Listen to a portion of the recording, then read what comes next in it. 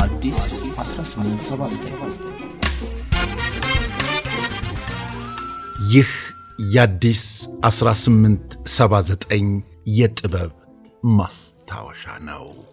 ሕይወት እምሻው በአሁኑ ወቅት ካሉት እንስት ጸሐፊያን መካከል በግንባር ቀደምትነት የምትጠቀስ ናት። ከሥራዎቿም ባርቾ፣ ፍቅፋቂ፣ ማታ ማታ፣ ለርቃን ሮብ ጉዳይ፣ የቡና ቁርስና ዥዋዥዌ የተሰኙት መጽሐፍት ይጠቀሳሉ። የሕይወት እምሻውን መጽሐፍቶች እንድታነቡ እንጋብዛችኋለን።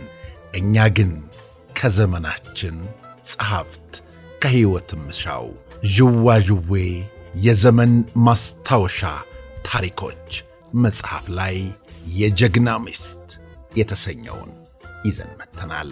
ዥዋዥዌ የሕይወት እምሻው መጽሐፍን ብታነቡ ብዙ ቁም ነገሮችን ታገኙበታላችሁ። ጋብዘናችኋል። የጀግና ሚስት በሕይወት እምሻው ልጇን ወገቡ ላይ አቅፋና በአጥንታም ዳሌዋ ደግፋ ሰላላ እግሮቹ በዳሌዋ ግራና ቀኝ እየዋለሉ ወደ ቢሮ ገባች። ልጁ ታቅፎ ለመሄድ ስለሚተልቅ ረጅሙን መንገድ በእግሩ ለመሄድ ደግሞ ገና ስለነበር አንዴ እያወረደች አንዴ እያቀፈችው ነው እዚያ የደረሰችው። ጦርነቱ ካበቃ በኋላ እናትና ልጅ በዚህ ሁኔታ እዚህ ቢሮ ሲመላለሱ ዛሬ 9ኛ ጊዜያቸው ነው። ባለቤቷና ሌሎች ጓዶች ከአዛዦቻቸው ጋር የተነሱት የቡድን ፎቶግራፍ ጨለምለም ባለው ኮሪደር ግድግዳ ላይ አሁንም ድረስ እንደተንጠለጠለ ነው።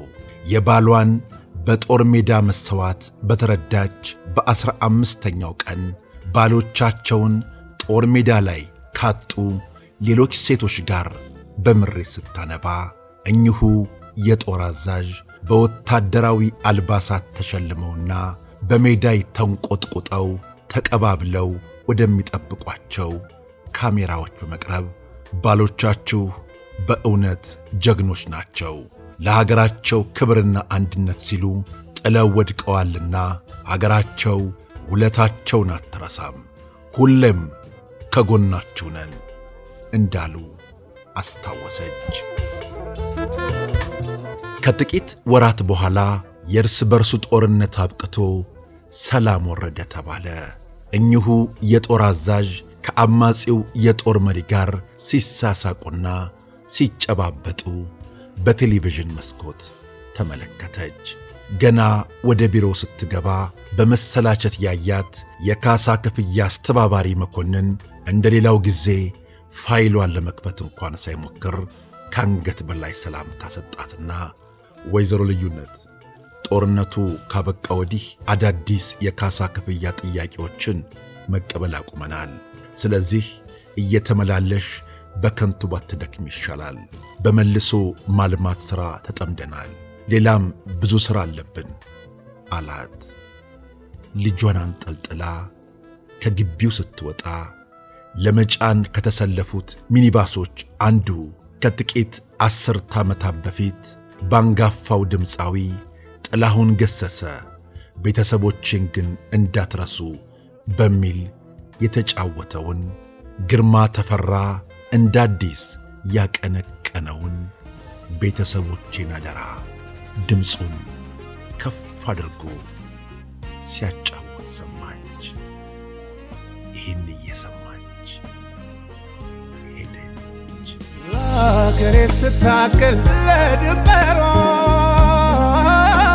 ተኝቻለሁ እኔም ካፈራ ስለ ድል ታሪኬ ስታወሱ ቤተሰቦቼን ግን እንዳትረሱ።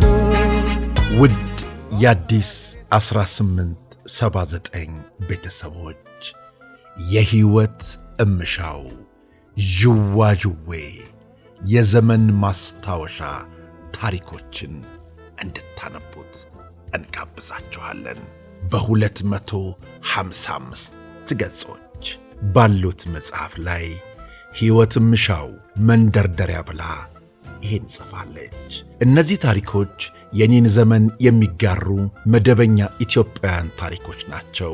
አብላጫዎች ውስጥ ጎረቤቶቻችሁን፣ ወዳጅ ዘመድና የቤተሰባችሁን አባል አልፎም እናንተን የሚመስል ሰው ብታገኙ ምክንያቱ ይሄ ነው። የተስተካከለና የተመሰቃቀለው፣ የተሳካና የተሰናከለው፣ የሚያምርና የሚያስቀይመው፣ የሚያስደስትና የሚያማርረው፣ የሚያኮራና የሚያሳፍረው ኢትዮጵያዊ ሕይወታችን እንደወረደ በእነዚህ ታሪኮች ተሰንዶ ይገኛል ብላለች። ደግመን እንላለን።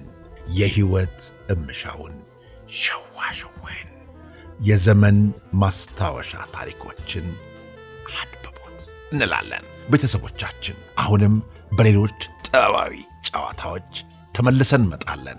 እናመሰግናለን። አዲስ 1879